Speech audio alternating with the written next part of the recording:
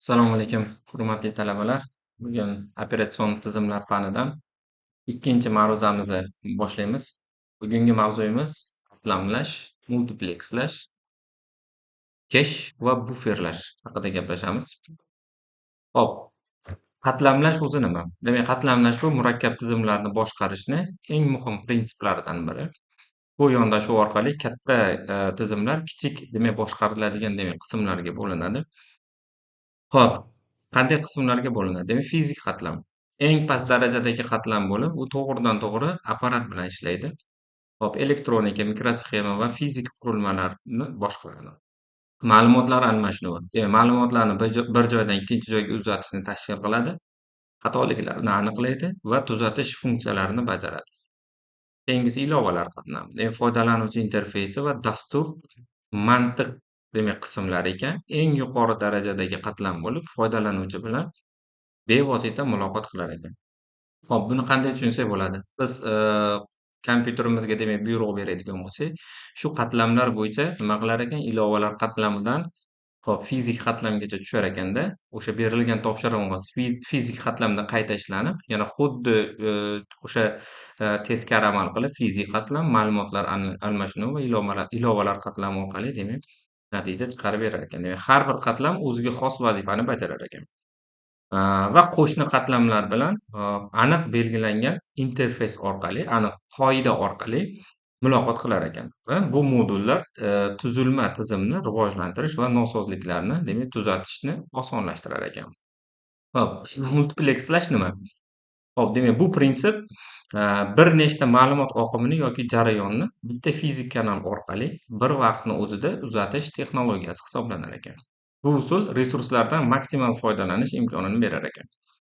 Hop, sizlarga tushunarli bo'lishi uchun, telefon tarmoqlarida minglab qo'ng'iroqlar bitta kabel orqali amalga oshirilar ekan. Xuddi shunga o'xshab, kompyuter tizimida ham bir nechta dasturlar bitta protsessordan foydalanar ekan. Hop, endi albatta bu yerda bir nechta dasturlar bitta protsessordan foydalangandan keyin bu axborotlar aniq bir qoida asosida ishlashi kerak. Hop, u qoida bo'lmaydigan bo'lsa, tizimda samara bo'lmaydi. Demak, bu multiplekslash turlari bor ekan. Birinchisi vaqt bo'yicha. Hop, keyingisi chastota bo'yicha. Keyingisi kod bo'yicha va keyingisi fazoviy, turli yondashishlar orqali amalga oshirish mumkin ekan. Hop, zamonaviy tarmoq protokollarida multiplekslash internetning asosiy prinsipi hisoblanar ekan. Bu orqali millionlab foydalanuvchi bir vaqtning o'zida internetdan foydalana olar ekan. Hop. Qatlamlash va multiplekslash hop qanaqa bo'ladi? Ushbu vizual tasvir qatlamlash va multiplekslashning birgalikda ishlashini ko'rsatar ekan. Yuqoridagi rasmda turli qatlamlar va ma'lumotlar oqimi tasvirlangan.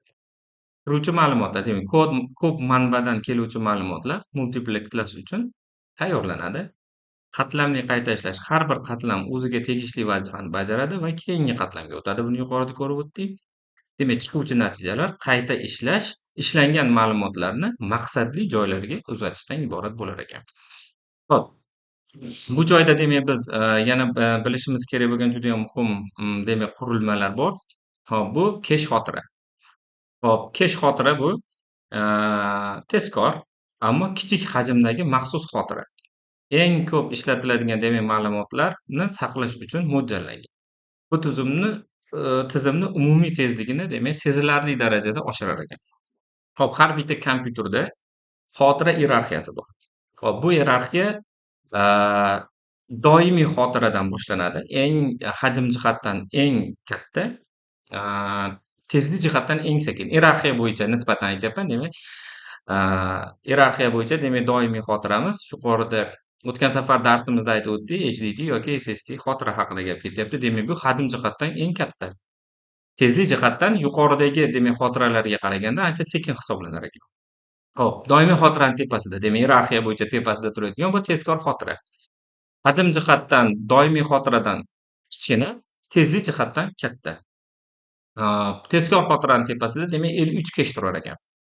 Bu operativ xotiraga qaraganda hajmi kichkina, tezligi operativ xotiradan tez. L3 kech tepasida L2 kech turar ekan. Hajm jihatdan L3 kechdan ham kichkina, tezlik jihatdan lekin L3 kechdan tez. Hop, L1 kech. Hajm jihatdan demak L2 kechdan kichkina, tezlik jihatdan katta. Hop. Demak, iyerarxiya bo'yicha demak o'sha berilayotgan so'ralayotgan ma'lumotlar demak eng yaxshi holatda, eng optimal holatda L1 kechda turgani ma'qul ekan. Hop, buni hozir yana slaydlarimizda ko'rib chiqamiz. Demak, kechni hozircha asosiy maqsadi CPU va sekinroq ishlaydigan asosiy xotira o'rtasidagi tezlikni farqini kamaytirib beradi. Biz aytib o'tdik, demak, operativ xotirani tezligi kechlarni tezligiga qaraganda kichkina.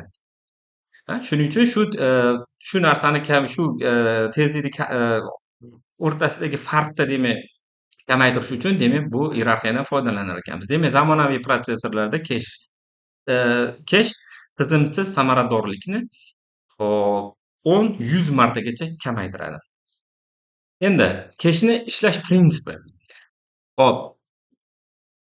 Kechlarda ishlash prinsipi demak quyidagicha bo'lar ekan. Demak, CPU tomonidan so'ralgan ma'lumot kechdan topilganda kech hit sodir bo'lar ekan. Bu holat qanaqa bo'ladi? Demak, ma'lumot tezkor olinadi. Asosiy xotiraga demak murojaat qilinmaydi. Tizimni maksimal tezlikda demak ishlashini ta'minlab berar ekan. Energiya samaradorligini oshiradi. Xo'p, kech hit demak nisbatan qanchalik yuqori bo'lsa, demak o'sha tizim shunchalik samarador bo'lar ekan. Demak, CPU so'rayotgan ma'lumot kech xotirada bo'lishi bu tezlikni o'sha tizimni tezligini oshirib berar ekan. Endi kech miss qanaqa bo'ladi? Demak, kerakli ma'lumot kech xotiradan topilmasligi mumkin. Shunda kech miss yuzaga kelar ekan. Bu endi tizimda samaradorligini ancha tushirishiga olib keladi. Demak, sekin asosiy xotiraga murojaat qiladi. Nima uchun? Kechlarga qaraganda asosiy xotirani tezligi pastroq. Demak, asosiy xotirani tezligi past bo'lgandan keyin ma'lumot nima bo'lar ekan? Kechikar ekan. Chunki so'ralgan ma'lumot oldin o'sha asosiy xotiradan olinadi-da, keyin kechlarga olib chiqiladi, keyin qayta ishlanadi. Agar kech xotirada bo'ladigan bo'lsa, kech xotiradan olinadi-da, ma'lumot qayta ishlanadi. Bu so'ralgan ma'lumot demak iyerarxiya bo'yicha qancha pastda bo'ladigan bo'lsa, demak o'sha so'ralayotgan ma'lumotlarni demak tepaga iyerarxiya bo'yicha olib chiqish uchun protsessor ko'proq takt amalga oshirar ekan. Demak bu kechikishga olib kelar ekan. Va protsessorimiz qancha ko'p takt amalga oshirsa, demak quvvat, energiya iste'moli ham shuncha yuqori bo'ladi. Shuning uchun demak so'ralayotgan ma'lumotlar iloji boricha o'sha kech xotiralarda iyerarxiya bo'yicha teparoqda bo'lgani maqsadga muvofiq bo'lar ekan. Xo'p. Kechni samaradorligini oshirish. Demak, algoritmik optimizatsiya, ma'lumotlarni joylashuvini yaxshilash va kechlarni hajmini oshirish. Endi xo'p. Buferlash haqida ham ozgina tushuncha olaylik-da, keyin qolganini davom etamiz. Demak, buferlash bu turli tezliklarda ishlaydigan qurilmalar o'rtasidagi ma'lumot oqimini muvozanatlash uchun vaqtincha xotira maydonidan foydalanish jarayoni, demak, buferlash deyilar ekan. Demak, disk kiritish chiqarish buferlashi, bu joyda kiritish chiqarish input output. Bu nima ekan? Demak, diskdagi operatsiyalar, amallar sekin bo'lganligi uchun ma'lumotlar avval buferda to'planadi. Keyin bir vaqtning o'zida o'sha to'plangan ma'lumotlarning hammasi diskka yoziladi. Agar buferlash bo'lmaydigan bo'lsa, har bitta ma'lumotni ketma-ket yozib chiqish kerak bo'ladi. Buferlashda o'sha ma'lumotlar to'planadi. To'plangan ma'lumotlar birdaniga yoziladi. Xo'p, yana buferlash bor ekan. Tarmoqda buferlash. Internet orqali ma'lumotlarni uzatishda, demak, paketlar buferlarda to'planar ekan. Keyin ketma-ket nima qilinar ekan? Yuborilar ekan. Bu tarmoqda demak yuklanishini demak kamaytirib berar ekan. Endi multimedia buferlash bor. Bu video va audio fayllarni ijro etishda demak oldindan ma'lumotlar miqdoridagi ma'lumotlarni buferga yuklanadi. Keyin uzluksiz ijroni ta'minlab beriladi. Xo'p, endi buferlashda demak turlari bor ekan. Yagona buferlash bu eng oddiy tur hisoblanar ekan. Demak, xotira maydonida ma'lumotlar ketma-ket kelar ekan va ketma-ket chiqar ekan. Keyingisi ikki tomonlama buferda demak navbat bilan ishlar ekan. Xo'p, bitta bufer ma'lumotni oladigan bo'lsa, ikkinchisi o'sha ma'lumotni beradi. Bu narsa animatsiyalarda, videolarda judayam ko'p qo'llaniladi. Endi yana bitta buferlash bor. Bu aylana bufer. Demak, xotirada demak o'sha aylana shaklda tashkil qilinar ekanda, oxirgi element birinchi element bilan bog'langan bo'lar ekan. Xo'p, endi xo'p, CPU demak kesh va buferlashda demak joylashuvi. A, demak so'ralayotgan ma'lumotlarda demak sizlarga yanayam tushunarli bo'lishi uchun hop man ko'rib chiqmoqchi bo'lishini, demak birinchi bo'lib protsessor CPU ma'lumotni so'rar ekan. Agar o'sha qidirilayotgan ma'lumot L1 keshda bo'ladigan bo'lsa, nima qilinar ekan? Qayta ishlash uchun chiqib ketar ekan iyerarxiya bo'yicha tepaga. Agar o'sha so'ralgan ma'lumot L1 keshda yo'q bo'ladigan bo'lsa, L2 va L3 keshga murojaat qilinar ekan. Bo'ladigan bo'lsa, shu joyda so'ralgan ma'lumot demak yana olib chiqib ketilar ekan tepaga qayta ishlash uchun iyerarxiya bo'yicha. Agar bu so'ralgan ma'lumot L2, L3 keshda ham bo'lmaydigan bo'lsa, keyin nima qilinar ekan? Asosiy xotiraga demak murojaat qilinar ekan.